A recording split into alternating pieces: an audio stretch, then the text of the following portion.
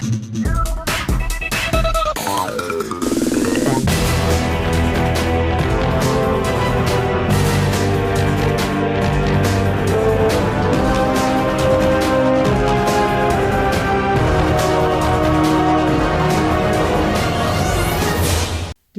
evening, YouTube. So I put out a little bit of a poll earlier today just to see if you wanted more Ice Barrier content, and you guys emphatically said yes. So what I've done is I've put together a hand loop version of the deck. Now, I don't think this is the better version. I've actually had a lot of success with the previous version with the toads in it. But what this version does do, and I will show you a couple of test hands and combos afterwards as well, is it can consistently loop 4 cards out of your opponent's hand. You can do a full 6-card loop if you end up with a pointer in your hand and Deep Sea Minstrel in your hand as well. So the rest of that then comes down to what you have in hand. Now, the other kind of cards that people play are like the Deep Sea that go into the Deep Sea Prima Donna. That just makes it more consistent, but what I don't like about that is the fact that you're actually giving your opponent an additional card.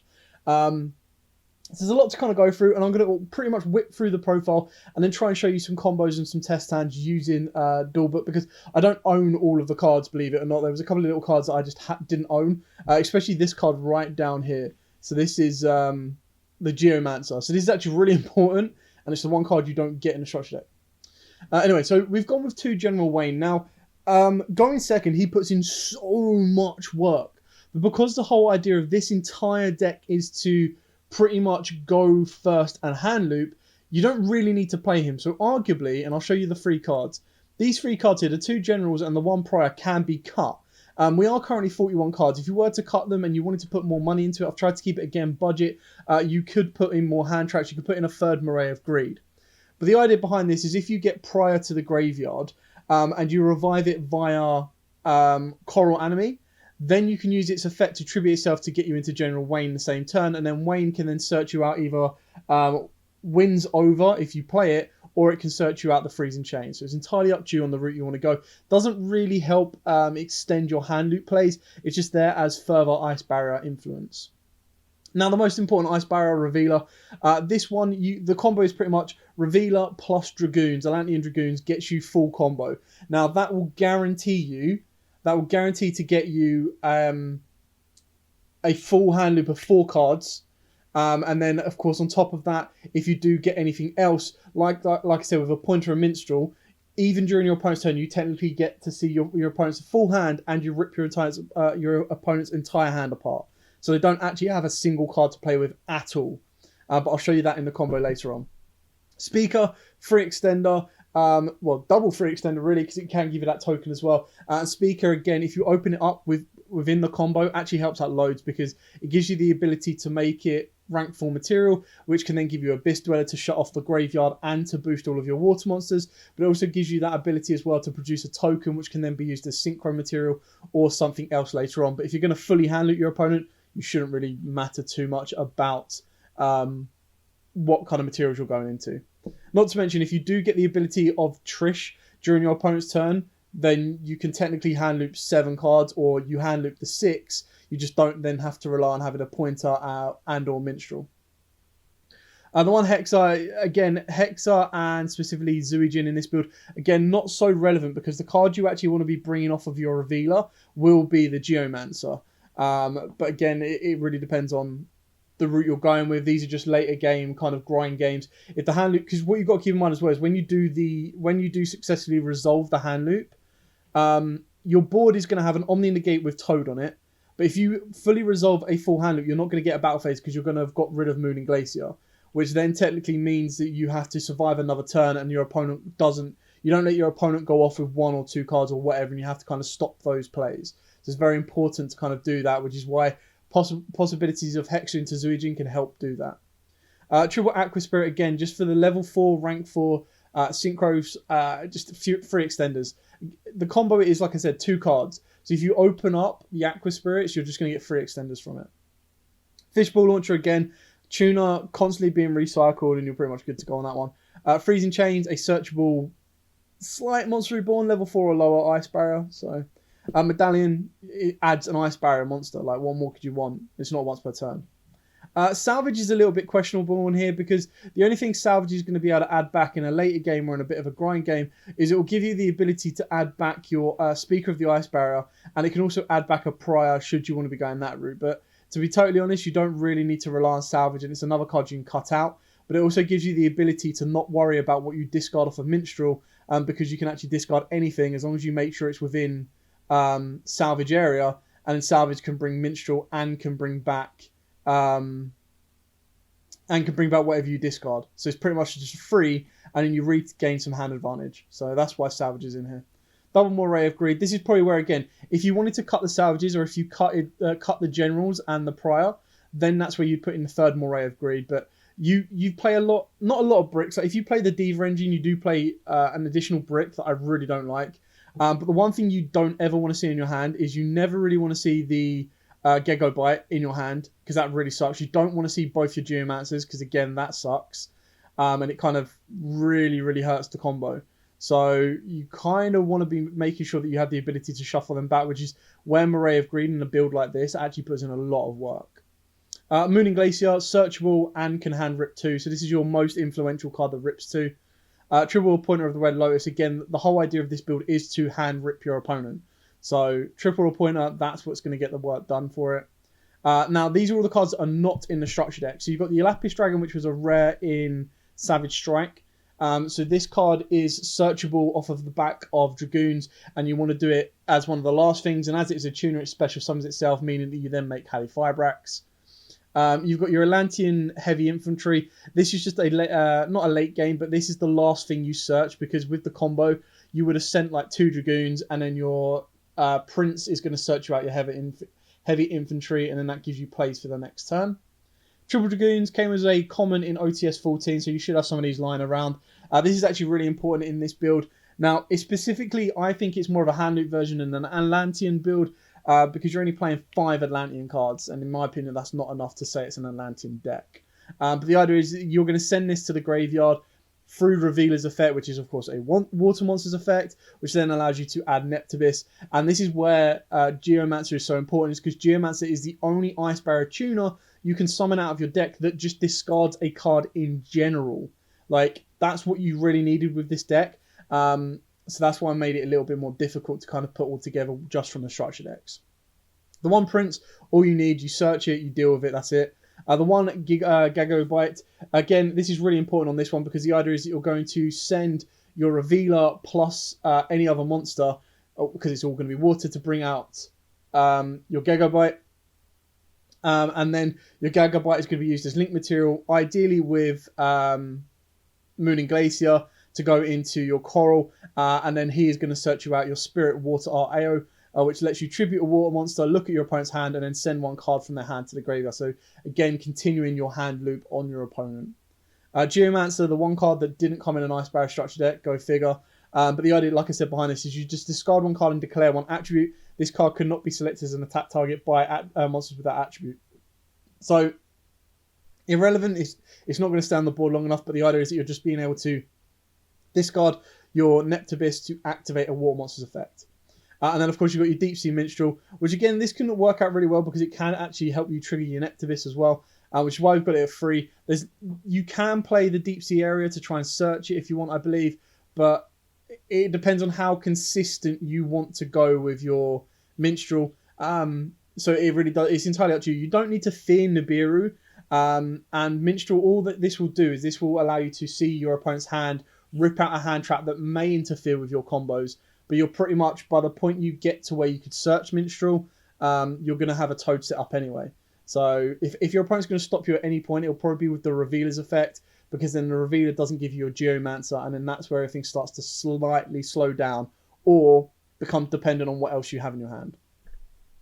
Side deck is a little bit irrelevant, but these are just other cards you can use. So you've got the Crocosaur, the Quandrax, the White Aura Whale. The only one that's of real importance in the side deck right now is the Crystron Quandrajax, whatever it's called. And the reason this is important is because it requires 2 or more tuners. Now, sometimes what happens is you can end your board with the Fishball launcher coming back from the graveyard, and then you're going to get the tuner off of your Halley Firebrax. So then you've got 2 tuners, and then you just need to make another monster to make it a level 9. Whereas with Trish, obviously, you can't use 2 tuners, so you need to be very careful. This is just another a form of interruption. And then because you can target monsters your opponent controls and or integrate up to the number of synchro materials used for this synchro summon. Obviously, you're going to be only using one, but then it allows you to destroy them and it gives you a nice little boss monster on the board. It's an option. It's not something you're always going to go for because of the hand loop priorities of this deck, but it is an option to keep your eye on. Again, the rest of the synchros, I tried to put as many in here as I could to keep it budget. So obviously you got your Dulong, you got your Brianak, you got your Gungnir, and then you got your Trish. You've then got the Trish Zero Dragon. You've got the one Toad this time, not two, which is going to come off the back of Shark once I move it up there. We've got the one Abyss Dweller that, of course, isn't in the structure deck, but because you're always going to make it using water monsters, it can trigger Dragoons as well, but it boosts all your water monsters up. And then if you're comboing off Abyss Dweller with this guy right here, Mistar Boy, all of your water monsters are going to be gaining 1,000 attack. So they're going to be near impossible to beat over. Moving into the links, of course, you've got the Coral Enemy. Then I'm going to move these across as well. We've got the Crystron Halifibrax, incredibly important, the most expensive card in the extra deck, sitting around £20. And then we've still got the Bubble Reef. I still really like it. Like, a lot of people don't like this.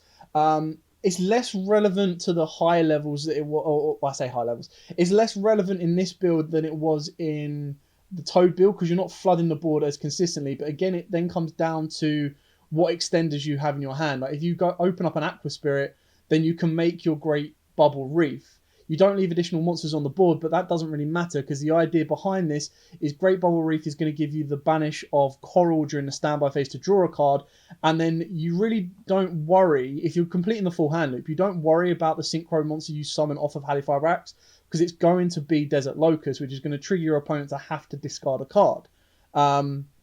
So then after that point, all you're really doing is you're just beefing up Bubble Reef.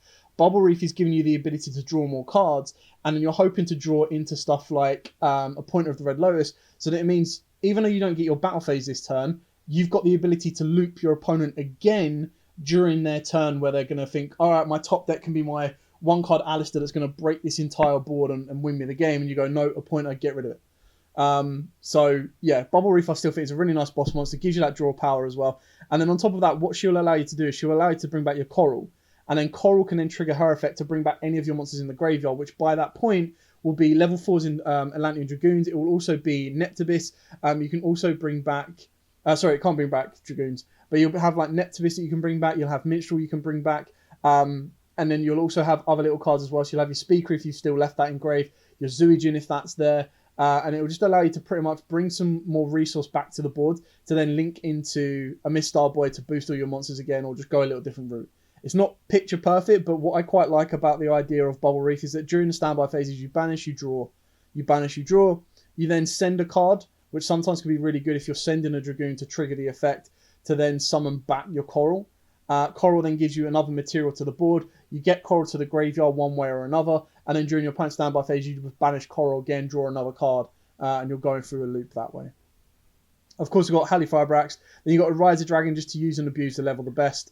Dragite as a free spell and trap negator, and then of course your Desert Locust, which is going to be important because this is going to complete your hand loop because it's going to technically make your opponent discard one. If they've only got one card to discard, then it doesn't really matter, does it? So I'm going to say this deck and then I'm going to show you a couple of tests. I'm going to show you the combo and then I'll do a couple of hard test hands as well with the deck. Okay, so now I'm going to show you the 2-card combo that pretty much lets you rip up to 3 cards and maybe more depending on what else you have in your hand. Now on this one particularly, we've got Minstrel, which is great. We're not going to use it, but it is great to have. We could technically see our opponent's hand, protect from Nibiru and do a little bit extra that we need. So what you want to go for here, and if the combo alternates, is if you've got an extender. So I'll reset this and try and get this hand again. And then show you what happens with the fact that we've now got Speaker as our extender, because by getting Speaker, you actually get to rip an additional card from your opponent's hand. So it's very important. So what we're going to do is we're going to start off by normal summoning the Revealer, and we're going to send the Dragoons to the graveyard. We'll resolve Revealer's effect to special summon the Geomancer, as it is a spellcaster that discards any card, to your field. Your Dragoons will go off to allow you to add a Nabis to your hand. You then use the effect of your Geomancer to discard the Neptibus, calling whatever you want. That will trigger Neptibus's effect to special summon back your Dragoons, and then this is where, if you're not worried and you've got the extender about Nibiru, you bring down Speaker. But on this one, what we're going to do is we're going to overlay the Dragoons for our 4th summon, which will be our Shark, and then our 5th summon, after we detach Dragoons, will be, not overlay attack, sorry, will be our Totally Awesome. So now we're protected from Nibiru. Dragoons will go off because, of course, it was activated using a Water Monsters effect, and that is going to allow you to have or add the Mooning Glacier to your hand. Then what you want to do from here is you want to send your Shark and you want to send your Geomancer to the graveyard to special summon out your Coral Enemy. Now you don't want to trigger Coral Enemy's effect yet, but what you do have exactly in your graveyard is 5 waters, which does allow you to then go, you know what, I'm going to special summon my Mooning Glacier, and that is going to rip 2 from my opponent's hand. You're then going to trigger the Coral's effect, and Coral will then allow you to special summon back. Now again, you've got 2 ways of doing this. You can special summon back the Neptibus, or you can special summon back the Geomancer. And again, this is where the extender comes into play. So with the Geomancer, the extender comes into play to get you your Gigabyte from the deck, which then, once you use Gigabyte plus another monster to link off, that is when you're going to get the Trap card, which is then going to allow you to rip an additional 1 from your opponent's hand. In this particular combo, what we're going to be doing is we're going to be special summoning back the Neptibus, and what Neptibus is going to allow you to do is, using as a Water Monster's effect, is going to allow you to send the Dragoon to the graveyard to add the Heavy Infantry to your hand, which will then trigger the Dragoon in the graveyard because it was sent to activate a Water Monster's effect to add the Lapis to your hand. As Lapis was added from the deck to your hand, you get to special summon it, and believe it or not, Lapis is a tuner. So what you can do here is you can send your Neptibus and of course your Lapis to the graveyard and go into a Crystron Halifibrax. That will then trigger Halifibrax's effect, and that will allow you to special summon out any tuner from the deck. So if you wanted to, you could bring out your Hexa, but you can't trigger its effect. And if you were to play, you could bring out the Geomancer again if you want to. And if you were to play the level 2 tuner, you could bring that out. But what we're going to do is we're going to bring out our Fishball Launcher. Now, what you've got here with Fishball Launcher is it can actually make a level 9 using the Mooning Glacier, and that will then allow you to make like a Crocosaur if you decide to play it. Now, currently we've only ripped 2 cards from our opponent's hands, which is absolutely fine.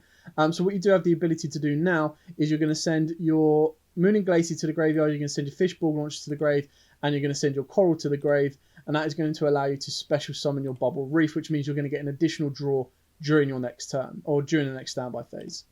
You can, if you want to, leave them on the board with no issues whatsoever. And by bringing back the Mooning Glacier, or by leaving the Fishball or bringing the Fishball back, you have the ability to make the Crystron. But we're not going to do that. We can actually leave Fishball in the grave. There's no need for us to bring him back right now. We don't get a battle phase during the next turn, which is absolutely fine, because what we do is we pass our opponent's turn. During the standby phase, we trigger the effect of the Coral Bubble Reef to banish the Coral Enemy and draw 1 card. And then, of course, at some point, what you can do is you can banish your Crystron Halifibrax to special summon out your Desert Locust. And the Desert Locust will then trigger to rip 1 from your opponent's hand. So you've ripped 3 cards from your opponent's hand. It's not the perfect loop, but again, opening hands will then dictate the rest. So what I'm going to do with this is I'm actually going to reset this, and I'm going to build the hand with the maximum potential that you could possibly get. But I'm also going to keep in mind what happens when you just get an extender plus the combo. So let's reset this.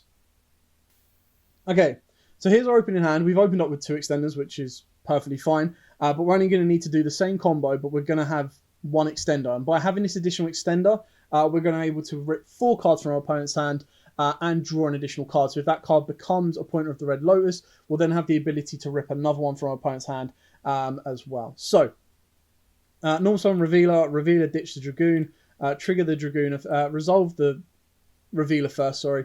So special summon your Geomancer, resolve the Dragoon to add you your Neptibus. So it's going to come to the hand.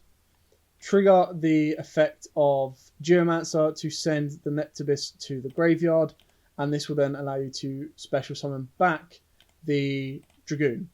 Now again, because if you were to special summon the extender now, you will put yourself in Nibiru territory as soon as you make Shark. So you want to make sure that you're going to make Shark first and then go into Toad, because then by doing so, your opponent's not going to be able to go, I'm now deciding to Nibiru you. So special summon Toad, boom. Dragoon's effect will then go off, which will allow you to add your Mooning Glacier. Now again, you've got to be very, very careful on this one, because you need to make sure that you only have exactly 5 in the graveyard. And at the moment, we only have 2. So it's very important that you've got to keep an eye on how you're making your plays. So with the extender here, the Aqua Spirit will be a better extender because it allows you to control the graveyard a little bit more, but you can do that later as well. Because we've got the Ice Barrier, what we're going to do is we're going to special summon the Speaker, and then we're going to put Speaker to the graveyard alongside our Geomancer of the Ice Barrier as 2 spellcasters, one of them being level 4, and that will allow us to special summon out our Gigabyte from the deck. Now, we've got 4 waters in the graveyard. That is very important to keep an eye on to that. Then what we're going to do here is you're going to send your Gagabyte... Oh, sorry. Let's add Gagabyte to the board because we still need to trigger its effect. So you trigger Gagabyte's effect.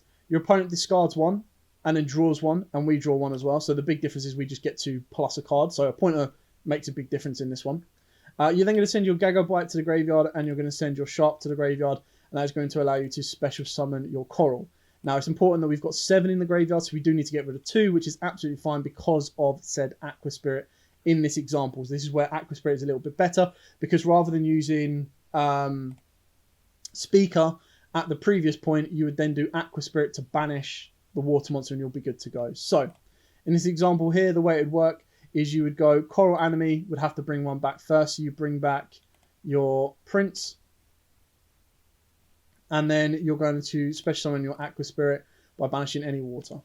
Now, obviously, in the example, what I was saying is, if you were to replace Speaker, and you actually brought down Aqua, then it would leave, for example, so this would be in our hand, which would be absolutely fine. You would send Aqua Spirit as it's the water, and then your Geomancer is your level 4 or lower water spellcaster. So then your graveyard would be like this, and you'd have the Neptibus in the graveyard, so you'd do the Moon and Glacier before you do the Neptibus. So this isn't going to go back into the grave. There we go. Now we've got our 5. We're going to special summon this. Now that's going to rip 2. So our opponent's hand is currently back down to 3 because we've let them. They had to ditch 1 to draw 1, so they're at 5. We've ripped 2 with Moon and Glacier. Now, of course, we have the ability to do Neptibus's effect, and that's going to send a Dragoon to the grave, and that's going to allow us to add our heavy infantry. And then because Dragoon was set, we're going to add to our hand a Lapis Dragon, and because Lapis Dragon was added, we're going to special summon Lapis Dragon to the board. Now, again, it might actually be a little bit more representative if I keep Speaker in hand, so just so you can kind of see that Speaker wasn't actually needed at that point. It's probably better for Aqua Spirit, but if you do have Speaker, there is a way of working around it. So then what you're going to do is... So Aqua Spirit would be in the graveyard. Then what you're going to do here is you're going to send your Lapis, and you're going to send your Neptibus to the grave, and it's going to allow you to special summon out your Christian Halley Firebrax. Now again, the big difference is if you wanted to, you could keep your Lapis... you could keep the Lapis on the board, and then that will give you a level 5 to play around with during the next turn if you don't have another tuner. But obviously, because this is a non-tuner, you want to keep this on board. The other option as well is you can keep Atlanteans on the board, and then when you bring back the send the Neptibus and you bring back the Fishborg, you'll then have Fishborg as a level 1, Neptibus as a level 1, and then you can go into Rise the Dragon as a level 7, which will give you the level 9 Crystron. But again, because we're going for the hand loop, you don't want to leave them on the board, so you're absolutely fine. So on this, what's going to happen is, again, where are you? Probably gone past it. Fishborg is going to be special summoned. This is where Crocosaur becomes a little bit better for consistency because it gives you that additional draw, and it also gives you the ability to ditch 2 and pop a card. So again, relating on what you have in hand will then dictate what else you can do. So then from this point on, it's entirely up to you if you want to go for the Link 4. By going for the Link 4, you go Grave, Grave, Grave. This will then give you your Bubble Reef. You've then got the ability to bring back your Fishborg if you want to, but you don't need to. Otherwise, you make Crocosaur with these 2. So you're always going to leave them on board, and it just leaves you with a Coral Enemy on the board. So still currently only ripped 2. I've missed the Gigabyte. I need to go back and get that. So the Gigabyte, when it was sent, should have added this to the hand, the Spirit Art to the hand.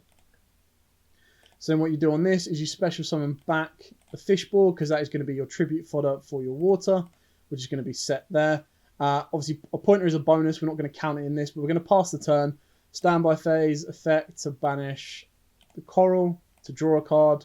Also in the standby phase, activate this to tribute this, which will then end up getting banished, to rip another one from our opponent's hand. So they've now lost 3 cards. So they're currently operating with 3 cards only. And then what you do from here is you use Crystron Halley Firebrax. This goes into Desert Locust to special summon in defense, and that then makes your opponent discard another card. So they're only playing with 2 cards, and one of the cards that they play is going to be hit with an Omni Negate on Totally Awesome. So if you do end up having the Appointer, which we have done, this can then be set, and this can then also be activated, ripping another one from your opponent's hand, leaving them with only 1 card to play with. And if that card is a threat, and you would have already seen it, so you're already going to take away the biggest threat in their hand, it will then be met with a Totally Awesome. And you still have 4 cards in hand as well, because you also got to draw off a Bubble Reef. So there's a lot of plus coming from this. It doesn't completely rip the entire hand, but that's why I'm saying that if you open up a Minstrel as well, you would have seen your opponent's entire hand, rip their hand down completely, and then they get... Minstrel would give them that card back. So they'd still be operating with only 2 cards right now, and then hitting them with an Appointer will still leave them with 1, which is going to get negated by Toad. So that's where it kind of goes from that point onwards, and that's how you pretty much loot your opponent's hand. So I hope you like this kind of video. I hope you like this kind of version. I'm not a fan of hand loops. They happen. They are part of the game. But this is just a different take on the deck itself, and how the deck itself can operate in a different route and a different manner from Toad Stun or Ice Barrier Stun as well. But for now, as absolutely always, guys, smash that like button, hit that notification bell, and subscribe so you do not miss out on any more upcoming content from the channel at all. And we move into next week as well, and we move towards our goal of 20,000 subscribers by the end of the year. As absolutely always, guys, stay safe and happy dueling.